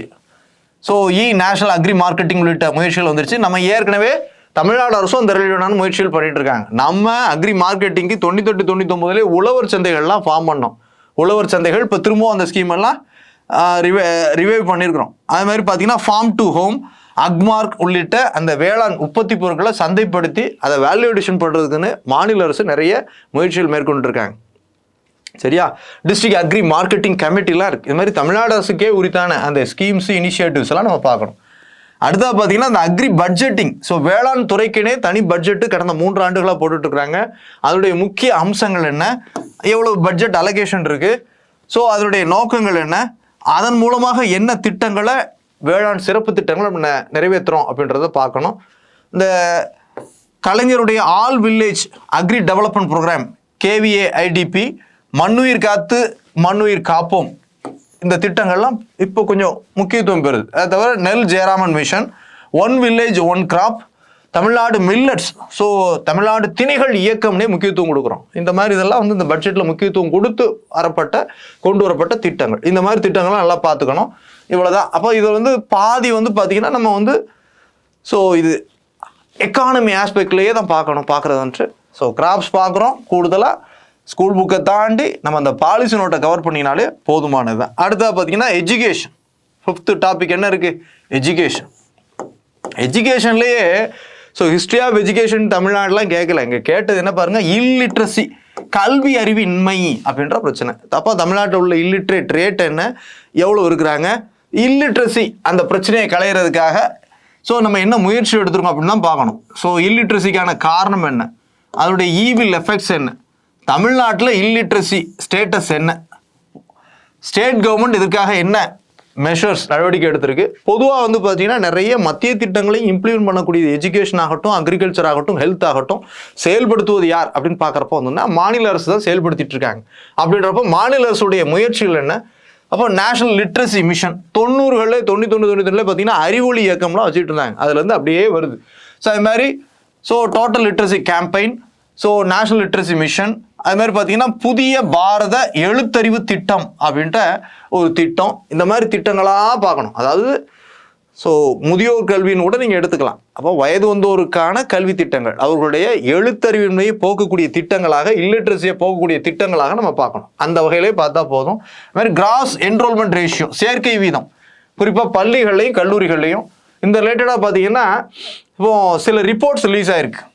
ஏசர், ஐஷே, அதாவது இதெல்லாம் வந்து பார்த்தீங்கன்னா அந்த உயர்கல்வி சேர்க்கையுடைய மற்றும் பள்ளி கல்வியில் அந்த ஜென்ரல் கிராஸ் என்ரோல்மெண்ட் ரேஷியோவை வெளிப்படுத்தக்கூடிய தரவுகள் இந்த ரிப்போர்ட்டில் சமீபத்தில் போன வருஷம் ரிலீஸ் ஆயிருக்கு. ஏஷியா 2023 ரிலீஸ் ஆயிருக்கு. அப்போ இதன் மூலம் நம்ம நிலவரம் என்ன இருக்குது, தமிழ்நாட்டில் உயர்கல்வி சேர்க்கை வீதம் என்ன இருக்குது, பள்ளிக்கல்வி சேர்க்கை வீதம் என்ன இருக்குது அப்படின்ற தரவுகளை நம்ம இந்த ரிப்போர்ட்ஸ் மூலமாக பார்த்துக்கலாம். அது மாதிரி ஜென்ரல் என்ரோல்மெண்ட் ரேஷியோ இன் தமிழ்நாடு, இதன் மூலம் நம்ம தெளிவாக தெரிஞ்சுக்கலாம். ஸ்டேட் கவர்மெண்ட் இந்த சேர்க்கை வீதத்தை அதிகப்படுத்துறதுக்கு என்ன முயற்சிகள் மேற்கொள்கிறாங்க, out of the children, out of school children அப்படின்ற ஒரு இனிஷியேட்டிவ்லாம் நம்ம பண்ணிட்டு இருக்கிறோம். பள்ளி செல்லா குழந்தைகளுடைய மேம்பாட்டுக்காகவும் தமிழ்நாடு அரசு முயற்சிகள் மேற்கொள்ளுது. நிபுண் பாரத் முன்னெடுப்பு அப்படின்ற முன்னெடுப்புகள்லாம் மேற்கொள்கிறோம். அதேமாதிரி பார்த்தீங்கன்னா சிலபஸ்லேயே கொடுக்குறாங்க. ஸ்டூடெண்ட் வெல்ஃபேர் ஸ்கீம்ஸ்னு தனியாக கொடுக்குறாங்க, எஜுகேஷன் ஸ்கீம்னு கொடுக்குறாங்க. நம்ம ஸ்டூடெண்ட் வெல்ஃபேர் ஸ்கீம் எக்கச்சக்கம் பண்ணிகிட்டு இருக்கோம். புரட்சித் தலைவர் எம்ஜிஆர் அந்த நூன் மீல்ஸ் அந்த சத்துணவு திட்டம் பண்ணிகிட்டு இருக்கோம். சிஎம் உடைய மார்னிங் பிரேக்ஃபாஸ்ட் ஸ்கீம், முதலமைச்சருடைய காலை உணவு திட்டம், இல்லம் தேடி கல்வி திட்டம், தமிழ் புதல்வன் திட்டம், எண்ணும் எழுத்தும் திட்டம், புதுமை பெண் திட்டம், சிற்பி திட்டம், வானவில் மன்றம், அன்பழகன் பள்ளி மேம்பாட்டு திட்டம். இதெல்லாம் நம்ம பண்ணிட்டு இருக்கோம். இதை தவிர நிறைய ஸ்கீம்ஸ் பண்ணிட்டு இருக்கோம். இலவச புத்தகங்கள் ஆகட்டும், சைக்கிள் ஆகட்டும், பஸ் பாஸ் ஆகட்டும், லேப்டாப்புகள்லாம் பண்ணிட்டு இருக்கிறோம். இது ஜென்ரலாக இருக்கு. இதை தவிர ரீசன்ட் ஸ்கீம்ஸ் ஃபார் எஜுகேஷன். அப்போ அது வந்து முதல்ல என்ன பார்த்தோம், ஸ்டூடெண்ட் வெல்ஃபேர் ஸ்கீம்ஸ்னு சிலபஸில் உடச்சி கொடுக்குறாங்க. இங்கே வந்து பார்த்தீங்கன்னா ரீசன்ட் ஸ்கீம்ஸ் ஃபார் எஜுகேஷன் உடச்சி கொடுக்குறாங்க. அப்போ நம்ம பார்க்க வேண்டியது ஏற்கனவே சர்வ சிக்ஷா அபியான் இருக்குது 2001 ராஷ்ட்ரிய மத்தியமிக் சிக்ஷா அபியான். இப்போ இந்த திட்டத்துக்கு தான் முக்கியத்துவம் கொடுக்குறாங்க. எல்லாமே மெர்ஜ் பண்ணி சமக்கர சிக்ஷா அபியான் சொல்லி கொடுக்குறாங்க. ஹையர் எஜுகேஷனை பொறுத்த வரைக்கும் ரூசா, ராஷ்ட்ரிய உச்சாதார் சிக்ஷா அபியான் அப்படின்ட்டு பள்ளி அந்த கல்லூரிக்கு பல்கலைக்கழகத்துக்கான திட்டமாக அந்த திட்டம் கொடுக்குறாங்க. இந்த மாதிரி ஸ்கீம்ஸ் எல்லாம் பார்த்துக்கோங்க. அதே மாதிரி பார்த்தீங்கன்னா மத்திய அரசுடைய அந்த நேஷனல் எஜுகேஷன் பாலிசி 2020 வந்துச்சு. ஸ்டேட் கவர்மெண்ட்டும் தனக்கான ஒரு எஜுகேஷன் பாலிசிக்காக ஒரு கமிட்டியை போட்டிருக்காங்க, நீதிபதி முருகேசன் கமிட்டி அப்படின்ற கமிட்டி. அது மாதிரி பள்ளிகளில் உள்ள சில கிரீவன்சஸ் இஷ்யூஸ், மாணவர்களுடைய ஜாதி பேதம் இல்லாமல் அந்த பிரச்சனையெல்லாம் வராமல் தடுக்கிறதுக்காக பரிந்துரை அளிக்கும் பொருட்டு ஹானரபிள் ஜஸ்டிஸ் சந்துரு கமிட்டி அந்த கமிட்டியை போட்டிருக்காங்க. அந்த ரிப்போர்ட்டை பார்த்துக்கங்க. அதுக்கப்புறம் நம்ம draft education policy Tamil Nadu 2024 release ஆகிருக்கு. அப்போ அதையும் நேஷனல் எஜுகேஷன் பாலிசியும் கம்பேர் பண்ணி பார்த்துக்கோங்க. அடுத்ததாக இது ஒரு ஜென்ரலான டாபிக் தான், linkage between education and social development. எப்படி கல்வியானது சமூக மேம்பாட்டுக்கு வித்திடுது அப்படின்றத கொடுப்பாங்க. அதை நம்ம உடச்சி பார்க்குறப்போ எஜுகேஷன் என்ன பண்ணுது, சோஷியல் டெவலப்மெண்ட்டுக்கு காரணமாகுது, எக்கனாமிக் டெவலப்மெண்ட்டுக்கு காரணமாகுது, ஈக்குவாலிட்டி காரணமாகுது, ஹெல்த் டெவலப்மெண்ட்டுக்கு காரணமாகுது, டெமோக்ராட்டிக் வேல்யூஸை இன்சிஸ்ட் பண்ணுது, டெக்னாலஜி மேம்பாட்டுக்கும் கல்வி காரணமாகுது. அதே மாதிரி சுற்றுச்சூழல் மேம்பாடு அல்லது சுற்றுச்சூழல் விழிப்புணர்வுக்கும் காரணமாகுது. இவ்வாறு எஜுகேஷன் என்ன பண்ணுது, சோஷியல் டெவலப்மெண்ட்டுக்கு காரணமாகுது அப்படின்ட்டு நம்ம உறுதிப்படுத்துறது தான். இது கான்செப்சுவலாக தான் பார்க்கணுமே தவிர ஃபேக்ட்ஸ் இதில் ரொம்ப இல்லை. அவ்வளோதான். எஜுகேஷன் ரிலேட்டடாக நம்ம இவ்வளோ பார்த்தா போதுமானது தான். அப்போ கூடுதலாக நம்ம பார்க்குறதுக்கு எங்கே பார்க்கலாம், எஜுகேஷன் டிபார்ட்மெண்ட்டுடைய பாலிசி நோட் பார்க்கணும். School education department and higher education டிபார்ட்மெண்ட்டுடைய பாலிசி நோட் பார்த்தீங்கன்னா இதை நீங்கள் தரோவாயிடலாம். அடுத்ததாக பாருங்கள், பாவர்ட்டி அண்ட் அன்எம்ப்ளாய்மெண்ட், வறுமையும் வேலையின்மையும் அப்படின்ற ஒரு டாபிக். பாவர்ட்டி அண்ட் அன்எம்ப்ளாய்மெண்ட், வறுமையும் வேலையின்மையும். இதை பாருங்க, இதில் என்னெல்லாம் கவர் பண்ண பாருங்க, வறுமையும் வேலையின்மையும், பாவர்ட்டி அண்ட் அன்எம்ப்ளாய்மெண்ட். இதில் பாவர்ட்டினா என்ன, அதனுடைய பொருள் என்ன, அதனுடைய வகைகள் என்ன, பாவர்ட்டிக்கான காரணங்கள் என்ன, இதெல்லாம் கான்செப்ட் டக்குன்னு போயிட்டே இருக்கலாம். எஃபெக்ட்ஸ், விளைவுகள் என்ன, பாவர்ட்டி லைன்னா என்ன, வறுமை கோடுனா என்ன, இப்போ இந்த ரிலேட்டடான ஸ்டாட்டிஸ்டிக்கல் டேட்டா என்ன? இப்போ தமிழ்நாடு வறுமை நிலையில் என்ன லெவலில் இருக்கிறோம்? அதுமாதிரி பாருங்கள், NMDPI report. So Tamil Nadu national multi dimensional poverty index அப்படின்னு சொல்லக்கூடிய ரிப்போர்ட்டை 2023 நித்தி ஆயோக் ரிலீஸ் பண்ணியிருக்காங்க. தமிழ்நாட்டில் பல்பரிணாம வறுமை குறியீடு நம்ம இண்டெக்ஸில் என்ன இருக்கும், ஸோ அதில் முக்கிய ஃபைண்டிங்ஸ் என்ன, மாவட்ட ரீதியாக நம்மகிட்ட வறுமை நிலை எப்படி இருக்குது அந்த ரிப்போர்ட் அடிப்படையில் இந்த ரிப்போர்ட்டை நீங்கள் பார்க்கணும். அதுமாதிரி பார்த்தீங்கன்னா ஸ்டேட் கவர்மெண்ட்டு வறுமை ஒழிப்பு திட்டங்கள் என்னெல்லாம் பண்ணிட்டு இருக்காங்க, பாவர்ட்டி எலிவேஷன் ஸ்கீம்ஸ் என்னெல்லாம் பண்ணிட்டு இருக்காங்க பாருங்கள். கடந்த பட்ஜெட்டில் தாயுமானவர் ஸ்கீம் அப்படின்ற ஒரு ஸ்கீம், தாயுமானவர் வறுமை ஒழிப்பு திட்டம்னு ஒரு திட்டம். அதேமாதிரி பார்த்தீங்கன்னா ஸோ மகளிர் உரிமை திட்டம், இது மாதிரி திட்டங்கள்லாம் கொண்டு வராங்க. பிரதான் மந்திரி ஆவாஸ் யோஜனா, கிராமின், இது மாதிரி திட்டங்கள்லாம் பண்ணிட்டு இருக்கிறாங்க. அப்போ இந்த மாதிரி விஷயங்களை ஃபுல்லாக நம்ம பார்க்கணும். அடுத்தா பார்த்தீங்கன்னா அன்எம்ப்ளாய்மெண்ட், வேலையின்மை. வேலையின்மைன்னா மீனிங் என்ன, அதனுடைய வகைகள் என்ன, அதற்கான காரணங்கள் என்ன, ஸோ அதனுடைய விளைவுகள் என்ன, தமிழ்நாட்டை பொறுத்த வரைக்கும் வேலையின்மையுடைய ஸ்டாட்டிஸ்டிக்கல் டேட்டா என்ன. ஸோ இதே பார்த்தீங்கன்னா லொக்கேஷன் அடிப்படையில் நகர்ப்புற வேலையின்மை எப்படி இருக்குது, ஊரக வேலையின்மை எப்படி இருக்குது அப்படின்றதெல்லாம் பார்க்குறது ஒன்று. அதுமாதிரி பார்த்தீங்கன்னா ஸோ ஒரு ரிப்போர்ட் ரிலீஸ் பண்ணியிருக்காங்க, ஜெண்டர் அடிப்படையிலான வேலையின்மை எப்படி இருக்குது, இட அடிப்படையிலான வேலையின்மை என்ன அப்படின்றத பார்க்கணும். அது மாதிரி பார்த்தீங்கன்னா PLFS report, union ministry of labour வந்து பார்த்தீங்கன்னா 2023 PLFS அப்படின்ற ஒரு ரிப்போர்ட் ரிலீஸ் பண்ணுறாங்க. அதில் வந்து பார்த்தீங்கன்னா அன்எம்ப்ளாய்மெண்ட் ஸ்டாட்டிஸ்டிக்கல் டேட்டாஸை கொடுக்குறாங்க. ஸோ அன்எம்ப்ளாய்மெண்ட் பெருமளவு குறைஞ்சிருக்குன்றாங்க, தமிழ்நாட்டுடைய அளவையும் கொடுக்குறாங்க. ஸோ தமிழ்நாட்டில் அன்எம்ப்ளாய்மெண்ட் ஸ்டாட்டிஸ்டிக்கல் டேட்டா என்ன அப்படின்றத பார்க்கணும். இதை தவிர ஸோ ஸ்டேட் கவர்மெண்ட்டு அன்எம்ப்ளாய்மெண்ட்டை ரெடியூஸ் பண்ணுறதுக்காக என்ன நடவடிக்கை எடுத்திருக்காங்க. பொதுவாக அன்எம்ப்ளாய்மெண்ட்டுக்கு அசிஸ்டன்ஸ் உதவித்தொகை கொடுக்குறாங்க, டான் சீடு உள்ளிட்ட திட்டத்தை பண்ணிடுறாங்க, நீயே உனக்கு ராஜா அப்படின்ற ஒரு திட்டத்தை ரிலீஸ் பண்ணியிருக்காங்க. ஸோ அன்எம்ப்ளாய்மெண்ட்டை குறைக்கணும்னா ஸ்கில் டெவலப்மெண்ட் இனிஷியேட்டிவ்ஸை நிறைய பண்ணிட்டு இருக்காங்க. நான் முதல்வன் திட்டம், தமிழ்நாடு ஸ்கில் டெவலப்மெண்ட் கார்பரேஷன் அப்படின்ற இனிஷியேட்டிவ்ஸ்லாம் பண்ணிட்டு இருக்கிறாங்க. இதை தவிர ஸோ கிராமப்புற வேலையின்மையை குறைக்கும் பொருட்டு ஏற்கனவே மத்திய அரசு திட்டமான MGNREGS ஸ்கீமை லான்ச் பண்ணி அதை ஓடிக்கிட்டு இருக்கு. இதை தவிர வேற என்ன வேலைவாய்ப்பு திட்டங்கள் அப்படின்றத பார்க்கணும். அடுத்தது பார்த்தீங்கன்னா லேபர் மைக்ரேஷன் அப்படின்ற ஒரு டாப்பிக்கை கொடுக்குறாங்க. அப்போ மைக்ரேஷன், இடப்பெயர்ச்சி தமிழகத்தை பொறுத்த வரைக்கும் நிறையவே இருக்குது. அப்போ மைக்ரேஷனா மீனிங் என்ன, அதோடைய வகைகள் என்ன, இன்டர்னல் மைக்ரேஷன், எக்ஸ்டர்னல் மைக்ரேஷன், இப்படி வித்தின் த ஸ்டேட்டு, அது மாதிரி பார்த்தீங்கன்னா ஸோ இன் பிட்வீன் ஸ்டேட்ஸ் இப்படிலாம் இருக்குது. அந்த மைக்ரேஷனுக்கு காரணமான புஷ்ஷிங் அண்ட் ஃபுல்லிங் ஃபேக்டர்ஸ் என்ன, சரியா? மைக்ரேஷன் இடப்பெயர்ச்சி காரணமான புஷ்ஷிங் அண்ட் புல்லிங் ஃபேக்டர்ஸ் என்ன. மைக்ரேஷன் இந்தியா ரிப்போர்ட்னு ஒரு ரிப்போர்ட் 2021 ரிலீஸ் ஆயிருக்கு, அந்த ரிப்போர்ட்டை பார்க்கணும். அது மாதிரி ஸோ மினிஸ்ட்ரி ஆஃப் லேபர் வந்து பார்த்தீங்கன்னா PIB report, public information bureau report ஒன்று 2023 கொடுத்துருக்காங்க. இந்த ரெண்டையும் எடுத்து பார்த்தோம்னா மைக்ரேஷன் எப்படி இருக்குது, among states, in between states எவ்வளோ இருக்குது அப்படின்றது நமக்கு தெரிய வருது. பொதுவாக தமிழ்நாட்டை பொறுத்த வரைக்கும் நார்த் இந்தியன் லேபரர்ஸ் வந்து மைக்ரேட் ஆகி வந்திருக்காங்க. அப்போது அதனுடைய முக்கியத்துவம் என்ன, அதனுடைய இஷ்யூஸ் என்ன இருக்குது, அதனால் தமிழ்நாடு எதிர்கொள்ளக்கூடிய சேலஞ்சஸ், சவால்கள் என்ன, அவங்க ரிலேட்டடாக கவர்மெண்ட் இனிஷியேட்டிவ்ஸ் என்ன இருக்குது. ஸோ பொதுவாக கவர்மெண்ட் மீன்ஸ் மத்திய அரசுடைய இனிஷியேட்டிவ் என்ன, மாநில அரசுடைய இனிஷியேட்டிவ் என்ன. ஏற்கனவே வந்து பார்த்தீங்கன்னா NITI Aayog draft national migrant labour பாலிசின்னு ஒன்று 2021 பண்ணிட்டு இருக்காங்க. நித்தி ஆயோக்குடைய வரைவு பாருங்கள், இடப்பெயர் தொழிலாளருக்கான வரைவு கொள்கை, தேசிய கொள்கை ஒன்று நித்தி ஆயோக் ரிலீஸ் பண்ணியிருக்காங்க. அதை தவிர one nation one ration card scheme நமக்கு போயிட்டு இருக்கு. அது மாதிரி பிரதமர் அறிவித்தார் அஃபோர்டபுள் ரெண்டல் ஹவுசிங் காம்ப்ளெக்ஸஸ். அப்போ அவங்க இன்னொரு இடத்துக்கு போய் வேலை பார்க்குறப்போ அவங்களுக்கு வாடகைக்கு ஸோ எளிதில் அணுகக்கூடிய அளவிலான அந்த வாடகை ஹவுசிங் காம்ப்ளெக்ஸ் ஸ்கீம்ஸ் திட்டத்தை பிரதமர் அறிவித்தாங்க. அதுமாதிரி ஸ்ரம் போர்ட்டல் அவங்களுக்கானது, இந்த மாதிரி விஷயங்கள்லாம் பண்ணுறாங்க. அதை தவிர மைக்ரண்ட் எம்ப்ளாய்மெண்ட் ஜென்ரேஷன் ப்ரோக்ராம்னு நம்ம ஸ்டேட் கவர்மெண்ட்டே மத்திய அரசுடைய திட்டத்தை செயல்படுத்திட்டு இருக்கு.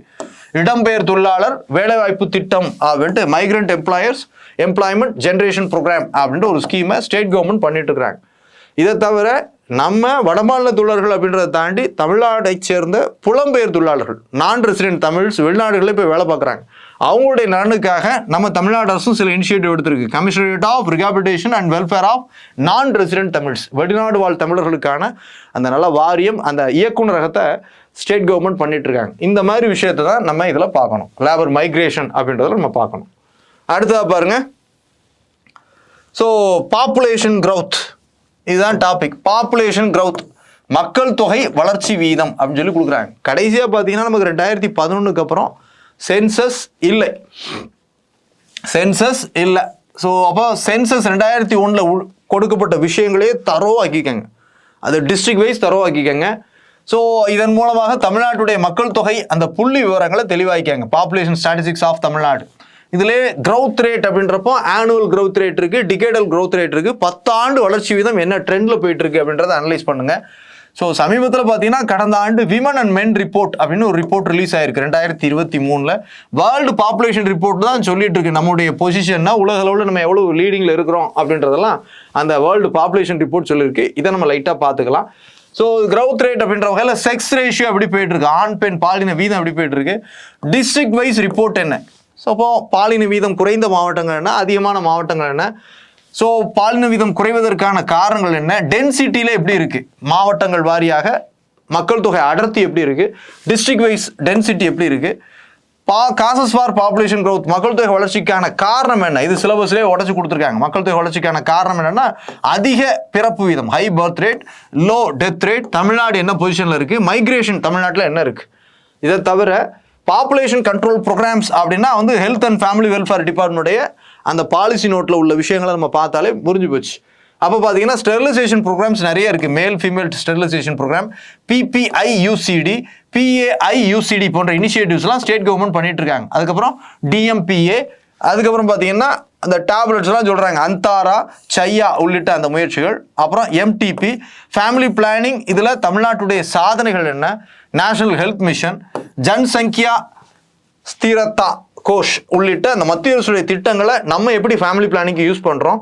ஸோ அப்போ இந்த திட்டத்தின் மூலமாக சில ஸ்ட்ராட்டஜிஸை ஃபேமிலி பிளானிங்காக நம்மளும் இம்ப்ளிமெண்ட் பண்ணுறோம். பிரேயர்னா ஸ்ட்ராட்டஜி, சன்டுஸ்டி ஸ்ட்ராட்டஜி, இது மாதிரி ஸ்ட்ராட்டஜிஸ் பண்ணிகிட்டு இருக்கோம். இதை தவிர ஃபேமிலி பிளானிங்காக பண்ணுறதை என்கரேஜ் பண்ணுறதுக்காக முத்துலட்சுமி ரெட்டி பெனிஃபிட், அந்த மெட்டர்னிட்டி பெனிஃபிட் ஸ்கீமும் நம்ம செயல்படுத்திட்டு இருக்கோம். தமிழ்நாட்டுக்கே உரித்தான திட்டம். இவ்வாறு தமிழ்நாடு இந்த குடும்ப கட்டுப்பாட்டு திட்டத்தை எப்படி சக்ஸஸ்ஃபுல்லாக செயல்படுத்தியிருக்காங்க அப்படின்றதான் இங்கே பார்க்க வேண்டிய விஷயம். இது மெடிக்கல் டிபார்ட்மெண்ட்டுடைய பாலிசி நோட்லேயே ஒரு விங்கு என்னது, மெடிக்கல் அண்டு ரூரல் ஹெல்த்லேயே வந்து பார்த்திங்கன்னா இந்த ஃபேமிலி பிளானிங், ஃபேமிலி வெல்ஃபேர் அந்த துறையுடைய பாலிசி நோட்டை பார்க்குறப்போ இந்த ரிலேட்டடான ஸ்டாட்டிஸ்டிக்கல் டேட்டாஸை ஃபுல்லாக நீங்கள் பார்க்கலாம். இதுக்கு முன்னால் நம்ம பார்த்ததில் என்னென்னு கேட்டிங்கன்னா எம்ப்ளாய்மெண்ட் டிபார்ட்மெண்ட்டுடைய பாலிசி நோட்டை பார்க்கலாம். எம்ப்ளாய்மெண்ட் டிபார்ட்மெண்ட் அதை பார்த்தீங்கன்னா அது உங்களுக்கு போதுமானதாக இருக்கும். இங்கே வந்து பார்த்தீங்கன்னா என்ன பார்க்கணும், ஹெல்த் டிபார்ட்மெண்ட்டுடைய பாலிசி நோட் எடுத்து பார்த்தீங்கன்னா இதை உங்களுக்கு ஓரளவு நீங்கள் அதை கவர் பண்ணலாம்.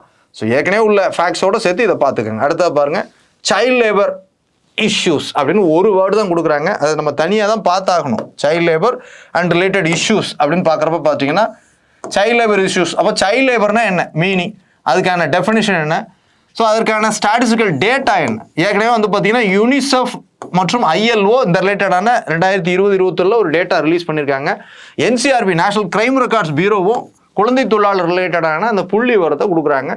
தமிழ்நாடும் குழந்தை தொழிலாளரில் இப்போ பெரிய அளவில் முன்னேற்றம் கண்டோம். குழந்தை தொழிலாளருடைய அளவு மிக குறைவாகத்தான் இருக்குது. ஸோ தமிழ்நாட்டை பொறுத்த வரைக்கும் குழந்தை தொழிலாளர்கள் ஒரு காலகட்டத்தில் நிறைய இண்டஸ்ட்ரீஸில் இருந்தாங்க. என்னென்ன இண்டஸ்ட்ரீஸில் இருந்தாங்க, அப்போ சிவகாசினாலே சைல்டு லேபர் இஷ்யூ தான். அப்போ வந்து பார்த்தீங்கன்னா அப்போது மேட்ச் ஃபேக்ட்ரி இண்டஸ்ட்ரீஸ் ஆகட்டும், கிராக்கர் இண்டஸ்ட்ரீஸ் ஆகட்டும், அப்போ அதை பேஸ் பண்ணி தான் MC மேத்தா கேஸ் 96-97 வருது.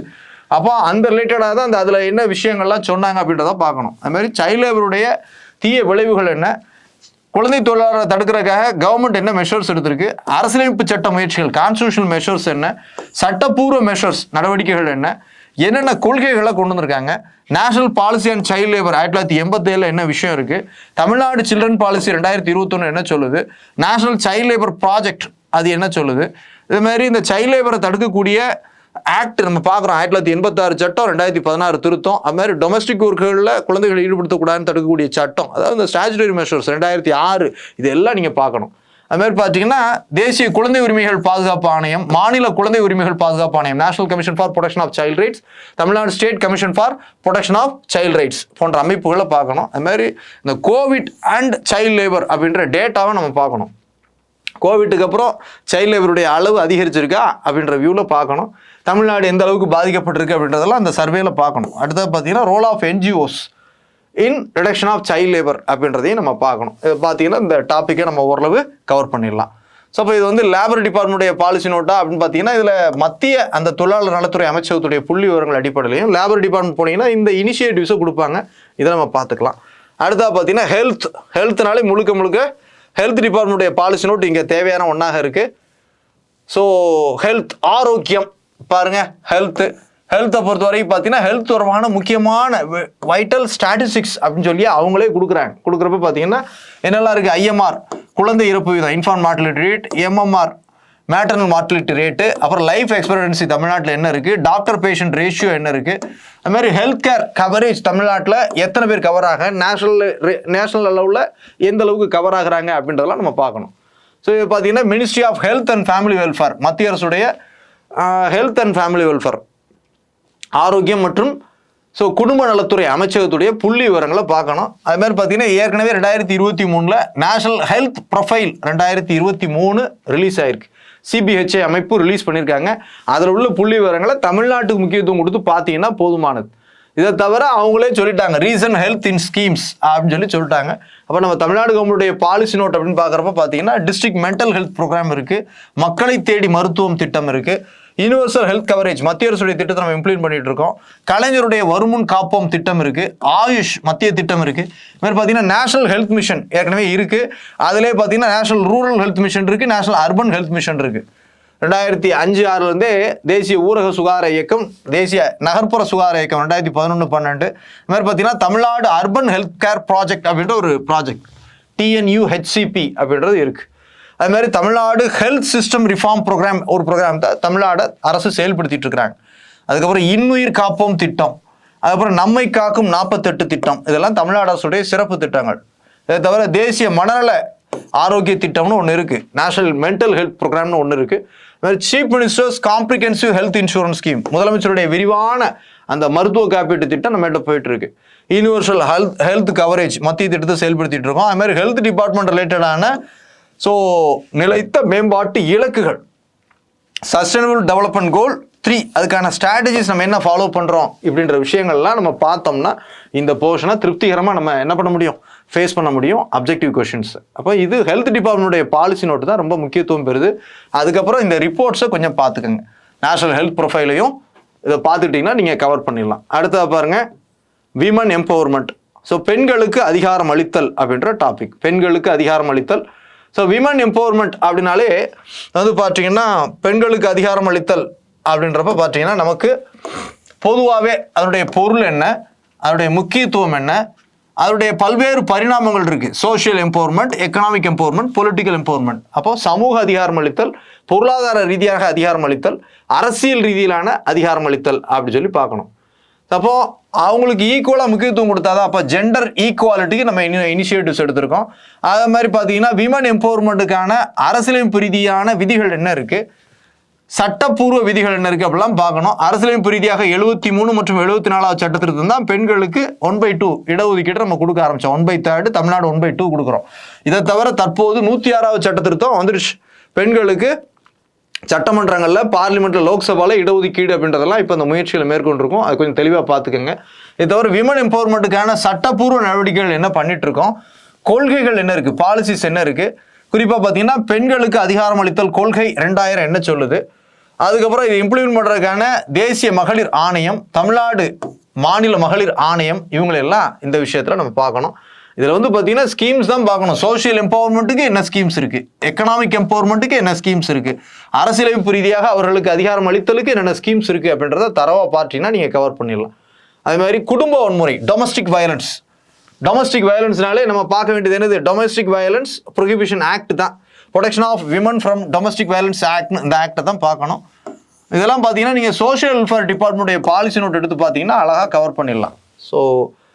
Social welfare and women empowerment department, சமூக நலன் மற்றும் மகளிருக்கு அதிகாரம் அளித்தல் துறை பார்த்தீங்கன்னா அதனுடைய பாலிசி நோட் எடுத்து பார்க்கலாம். பைலிங்குவலாகவே பாலிசி நோட்ஸ்லாம் இருக்குது, கொஞ்சம் பார்த்துக்கோங்க. பாருங்கள் டொமஸ்டிக் வயலன்ஸ்னால் என்ன, மீனிங் என்ன, அதற்கான காரணங்கள் என்ன, வகைகள் என்ன. நேஷனல் ஃபேமிலி ஹெல்த் சர்வேயும் தேசிய குற்ற ஆவண காப்பக அறிக்கை, நேஷனல் கிரைம் ரெக்கார்ட்ஸ் பியூரோடைய டேட்டா டொமஸ்டிக் வயலன்ஸை பற்றி என்ன சொல்லுது, தமிழ்நாடு அதிகமாகவே இருக்குது. வளர்ந்த மாநிலங்கள் தான் டொமஸ்டிக் வயலன்ஸ் அதிகமாக இருக்குது, கேரளா நம்மளை விட அதிகமாக இருக்கிறாங்க. அப்போ அதற்கான லீகல் ஃப்ரேம் ஒர்க் என்ன இருக்குது அப்படின்றத பார்க்கணும். அதே மாதிரி பார்த்தீங்கன்னா டொமஸ்டிக் வயலன்ஸை ப்ரிவென்ட் பண்ணுறதுக்கு என்ன நடவடிக்கைகளை மேற்கொள்கிறாங்கன்னா இந்த ஆக்டை முக்கியமாக பார்க்கணும். இதை தவிர விமன் எம்பவர்மெண்ட்டுக்கான ஸ்கீம்ஸ் என்ன, பெண்களுக்கு அதிகாரம் அளித்தல் தொடர்பான பொருளாதார ரீதியாக அதிகாரம் அளித்தலுக்காக தான் அந்த இலவச பேருந்து பயண திட்டம் தமிழ்நாடு அரசு கொண்டு வந்தாங்க. மூவலூர் ராமாமிர்த அம்மையார் புதுமை பெண் திட்டத்தை கொண்டு வந்தாங்க. ஏற்கனவே மத்திய திட்டங்களையும் மாநில அரசு தான் நடைமுறைப்படுத்துகிறாங்க. நிறைய மத்திய துறைகள் மாநில அளவில் கிடையாது. மத்திய அரசுடைய துறைகள் செயல்படுத்தக்கூடிய திட்டங்களை மாநில துறைகள் தான் செயல்படுத்துகிறாங்க. வேளாண்மை ஆகட்டும், சமூக நலன் ஆகட்டும், அதே மாதிரி ஹெல்த் ஆகட்டும், எஜுகேஷன் ஆகட்டும், மத்திய திட்டங்களையும் மாநில அரசுகள் தான் செயல்படுத்துகிறாங்க. ஃபண்டு கான்ட்ரிபியூஷன் தான் 90க்கு 10, 75க்கு 25, 60க்கு 40 அப்படின்ட்டு இருக்கும், போட்டு செயல்படுத்திட்டு இருக்காங்க. மிஷன் சக்தி, அது மாதிரி பார்த்தீங்கன்னா முதலமைச்சருடைய பெண் குழந்தை பாதுகாப்பு திட்டம், பேட்டி பச்சாவோ பேட்டி பதாவோ, அது மாதிரி பார்த்தீங்கன்னா இந்த மாதிரி ஸ்கீம்ஸ் எல்லாம் விமன் எம்பவர்மெண்ட் ரிலேட்டடான ஸ்கீம்ஸாக நம்ம பார்க்கலாம். அடுத்தா பார்த்தீங்கன்னா டவுரி ப்ராப்ளம்னே கொடுக்குறாங்க. டவுரி ப்ராப்ளம்னா வரதட்சணை பிரச்சனை. இப்போ வரதட்சணைனா என்ன, மீனிங் என்ன, இந்தியாவில் உள்ள டவுரி அமைப்பு முறை எப்படி இருக்குது, டவுரி முறைக்கான காரணங்கள் என்ன, டவுரி ப்ரொஹிபிஷன் ஆக்ட் 1961 திருத்தம் 86 முக்கிய விஷயங்கள் என்ன, அதுமாதிரி ஐபிசியில் என்ன இருக்குது, செக்ஷன் 304B என்ன சொல்லுது அப்படின்றத பார்க்கணும். மாதிரி உச்சநீதிமன்றம் வந்து பார்த்தீங்கன்னா இந்த டவுரி ரிலேட்டடான கேஸ் லாஸ் நிறைய ஹேண்டில் பண்ணி நிறைய டைரக்ஷன்ஸ் கொடுத்துருக்காங்க. அது முக்கியமான கேஸ் லாஸ் பார்க்கணும். டவுரி டெத்து, அப்போ வரதட்சணை மரணங்கள் எப்படி நிகழுது, அதற்கான புள்ளி விவரங்களையும் இந்த என்சிஆர்பியுடைய டேட்டா வச்சு நம்ம பார்க்கணும். தேசிய குற்ற ஆவண காப்பக அறிக்கையுடைய புள்ளி விவரங்களை நம்ம தேடி அதை உள்ளே எடுத்து கொடுக்கலாம். அடுத்தா பார்த்தீங்கன்னா பாலியல் வன்முறை, பெண்களுக்கு எதிரான பாலியல் வன்கொடுமைகள், இது என்சிஆர்பியுடைய ரிப்போர்ட் 2023 ரிலீஸ் ஆயிருக்கு. அதில் நம்ம நெட்டில் அடித்து பார்த்தீங்கன்னா அழகாக வந்துட போகுது. ஸோ அப்போ அது மாதிரி பாலியல் அந்த வன்கொடுமை மீதான பல்வேறு பரிணாமங்கள், வேரியஸ் ஃபார்ம்ஸ் என்ன இருக்குது, அது மாதிரி அதை தடுப்பதற்கான சட்டங்கள் என்ன இருக்குது, விழிப்புணர்வு திட்டங்கள் என்ன இருக்குது அப்படின்றத பார்க்கணும். ஏற்கனவே பார்த்தீங்கன்னா நம்ம இப்போ கொண்டு வந்திருக்கோம் புதிய சட்டமான பாரதிய நியாய சன்ஹிதா வந்திருக்கு. அதில் பாலியல் வன்கொடுமைக்கு எதிரான விதிகள் என்ன சொல்லுது, 2023 என்ன சொல்லுது, ஏற்கனவே கிரிமினல் லா ஸோ 2013 இருக்குது, திருத்த சட்டம் 2018 இருக்குது, ஸோ போக்சோ சட்டம் இருக்குது, prevention of children from sexual offences act 2012 இருக்குது, அதுமாதிரி protection of women against sexual harassment act, பணியிடங்களில் பெண்களுக்கு எதிரான பாலியல் வன்கொடுமை தடுப்பு சட்டம் 2013 இருக்குது. ஏற்கனவே இதெல்லாம் கொண்டு வர்றதுக்கு காரணம் அந்த விசாகா வழக்கில் உச்சநீதிமன்றத்துடைய வழிகாட்டுதல் நெறிமுறைகள் என்ன, வர்மா கமிட்டியுடைய பரிந்துரைகள் என்ன அப்படிலாம் பார்க்கணும். இதுதான் வந்து ஸோ செக்ஷுவல் அசால்ட் தொடர்பாக நம்ம பார்க்க வேண்டிய விஷயங்கள். அடுத்தா பார்த்தீங்கன்னா பெண்களுக்கான நலத்திட்டங்கள், விமன் வெல்ஃபேர் ஸ்கீம்ஸ்னே கொடுக்குறாங்க. இதை பார்க்குறப்ப ஏற்கனவே Beti Bachao Beti Padhao, one stop centre, பெண்களுக்கான one stop centre, Ujjawala, Swadhar Greh, Mahila police volunteers, Mahila Shakti Kendras MSK அப்படின்னு சொல்லி கொடுக்குறாங்க. இதெல்லாம் நீங்கள் பார்த்தீங்கன்னா போதுமானது தான். அடுத்ததாக பார்த்தீங்கன்னா சுய உதவி குழுக்கள்னு கொடுப்பாங்க. செல்ஃப் ஹெல்ப் குரூப்னாலே நம்ம வந்து பார்த்தீங்கன்னா ரூரல் டெவலப்மெண்ட் டிபார்ட்மெண்ட்லேயே ஒரு விங்கு இவங்களுக்காக இயங்கிட்டு இருக்காங்க. அந்த விங்கு பேர் மகளிர் திட்டம் அப்படின்ற விங்கு. இதற்காகவே ஒரு உதவி இயக்குனரை மாவட்ட அளவில் நியமித்து இந்த சுய உதவி குழுக்கள் மேம்பாடு, அதன் மூலமாக கிராமப்புற வறுமை ஒழிப்பு அப்படின்றத இவங்களுடைய இலக்காக போயிட்டு இருக்கு. செல்ஃப் ஹெல்ப் குரூப் அதனுடைய தமிழ்நாடு தொடர்பான அந்த புள்ளி விவரங்களை பார்க்கணும். மகளிர் திட்டம், அப்போ ரூரல் டெவலப்மெண்ட்லேயே இவங்க அந்த பாலிசி நோட்டை பார்த்தீங்கன்னா மகளிர் திட்டம் பற்றி தெளிவாக கொடுத்துருப்பாங்க. அதனுடைய இனிஷியேட்டிவ் தான் Tamil Nadu state rural livelihood mission, Tamil Nadu ஊரக வாழ்வாதார இயக்கம் அப்படின்ற மிஷன் வந்து இதில் தான் போயிட்டுருக்கு. இதை பார்த்தீங்கன்னா அந்த செல்ஃப் ஹெல்ப் குரூப் டாப்பிக்கை நீங்கள் கவர் பண்ணிடலாம். கடைசியாக பாருங்கள், கடைசியாக என்ன பார்க்கணும், நம்ம வந்து மார்ஜினலைஸ்டு குரூப்ஸ், அப்போ விளிம்பு நிலை சமூகங்கள் அப்படின்னு சொல்லி சொல்லுவோம். யாரெல்லாம் அப்போ வல்னரபிள் செக்ஷன், மார்ஜினலைஸ் குரூப் அப்படிலாம் கேட்பாங்க. அப்படிலாம் யார் அப்படின்னு பார்த்தீங்கன்னா பொதுவாக பெண்கள், அது மாதிரி குழந்தைகள், முதியோர், மாற்றுத்திறனாளிகள், டிஃபரெண்ட்லி ஏபிள்டு, டிரான்ஸ்ஜெண்டர்ஸ் என்று சொல்லக்கூடிய மாற்றுப்பாலினத்தவர், SC ST மைனாரிட்டிஸ் எல்லாமே பொதுவாக மார்ஜினலைஸ் குரூப்னு தான் சொல்கிறது உண்டு. அப்போ அவங்களுடைய பிரச்சனைகள் என்ன, ஸோ அவங்களுக்கு பாருங்கள் சோஷியல் எக்கனாமிக் பொலிட்டிக்கல் என்னென்ன பிரச்சனைகளை அவங்க எதிர்கொள்கிறாங்க, ஸ்டேட் கவர்மெண்ட் அவங்களுக்கான நலத்திட்டங்கள் என்ன இருக்குது அப்படின்றத தான் பார்க்கணும். அப்போ இதை பொறுத்த வரைக்கும் ஸோ மாநிலத்துடைய SC ST வெல்ஃபேர் டிபார்ட்மெண்ட், அப்போது தாழ்த்தப்பட்டோர் பழங்குடியினர் நலத்துறை அதனுடைய கொள்கை விளக்க குறிப்பை பார்க்கலாம். அது மாதிரி பார்த்தீங்கன்னா சிறுபான்மை இனத்தவர் மைனாரிட்டியை பொறுத்தவரை பார்த்தீங்கன்னா பேக்வர்ட் கிளாஸ் டிபார்ட்மெண்ட்டுடைய அந்த பாலிசி நோட்டை பார்த்தீங்கன்னா மைனாரிட்டிஸ்க்காக தமிழ்நாடு அரசு என்ன முயற்சிகள் மேற்கொண்டுகிட்டு இருக்காங்க அப்படின்றது உங்களுக்கு தெரிய வரும். அது மாதிரி பார்த்தீங்கன்னா women, children, so voltage people இவங்களுக்காக வந்து பார்த்தீங்கன்னா சோஷியல் வெல்ஃபேர் டிபார்ட்மெண்ட்டுடைய பாலிசி நோட்டை பார்த்தீங்கன்னா அதற்கான முயற்சிகள் என்னன்றது தெரிய வரும். ஸோ பாருங்கள், schedule caste and schedule tribes இவங்கள தான் மார்ஜினலைஸ் குரூப்னு சொல்கிறாங்க. அப்போ ஷெட்யூல் கேஸ்ட் அண்ட் ஷெட்யூல் ட்ரைபுக்கு என்ன பண்ணிட்டு இருக்கோம் அப்படின்னு பார்த்தீங்கன்னா அண்ணல் அம்பேத்கர் பிஸ்னஸ் சாம்பியன் ஸ்கீம்னு ஒன்று கொண்டு வந்திருக்காங்க. பிரதான் மந்திரி அனுசூச்சித் ஜாதி அபுதே யோஜனா அப்படின்ற ஒரு ஸ்கீம் இருக்குது. அது மாதிரி தாட்கோ, ஒடுக்கப்பட்ட மக்களுக்கான வீட்டு வசதி திட்டத்தை செயல்படுத்தக்கூடிய தாட்கோ அமைப்பு இருக்குது. அதுக்கப்புறம் Tamil Nadu state commission for Adi Dravidar and schedule tribe, Tamil Nadu so அந்த அட்டவணை வகுப்பார் மற்றும் பழங்குடியின வகுப்பாருக்கான ஆணையம் இருக்குது, இவங்களெல்லாம் பார்க்கணும். கூடுதலாக பார்த்தீங்கன்னா அயோத்திதாஸ் பண்டிதர் குடியிருப்பு மேம்பாட்டு திட்டம்னு ஒரு திட்டத்தையும் கொண்டு வந்து செயல்படுத்திட்டு இருக்காங்க. இது வந்து எஸ்சி எஸ்டி வகுப்பு மக்களுக்கானது. அதை தவிர பார்த்தீங்கன்னா எல்டர்லி வயது மூத்தோருக்கு பார்த்தீங்கன்னா ஸோ எல்டர்லி அவங்களுக்குன்னு பார்த்தீங்கன்னா ஒரு பாலிசி 2022 ரிலீஸ் பண்ணியிருக்காங்க. எல்டர்லி இன் இந்தியா ரிப்போர்ட் ஒன்று ரிலீஸ் ஆயிருக்கு ஏற்கனவே 2021. மத்திய அரசுடைய திட்டம் தான் அடல் வாயோ ஸோ அபியுதாய் யோஜனா அப்படின்ற ஒரு திட்டம். அடல் வாயோ அபியுதய் யோஜனா அப்படின்ற திட்டத்தை மூத்தோர்களுக்காக கொண்டு வந்திருக்காங்க. தமிழ்நாடு அரசு ஏற்கனவே பார்த்தீங்கன்னா தமிழ்நாடு சீனியர் சிட்டிசன் பாலிசி 2022 ஒன்று ரிலீஸ் பண்ணியிருக்காங்க. State action plan for senior சிட்டிசனும் ஒன்று இருக்குது. மாநிலத்துடைய முதியோர்களுக்கான செயல் திட்டம் ஒன்று போயிட்டு இருக்கு. அதை பாருங்க, அதில் உள்ள விஷயங்களை பாருங்க. அதுக்கப்புறம் சீனியர் சிட்டிசனுக்கு ஒரு ஹெல்ப் லைனும் போயிட்டு இருக்கு 14567 அப்படின்றது. இந்த மாதிரி விஷயங்கள் எல்டர்லி பீப்புள் ஸோ மூத்தோர் மக்கள் தொகை சில்வர் எக்கானமின்னா சொல்கிறோம். அப்போ இந்தியா எதிர்கொள்ளக்கூடிய பெரிய பிரச்சனைகள்லாம் ஒன்றாக அது இருக்குது. இளைஞர்கள் தேசமாக இருந்த இந்தியா படிப்படியாக வயது முதிர்ந்தோர் எண்ணிக்கை அதிகம் கொண்ட தேசமாக மாறிக்கிட்டே இருக்குது. அப்போ அதற்கான மெஷர்ஸ் தான் இதெல்லாம் பண்ணிட்டு இருக்காங்க.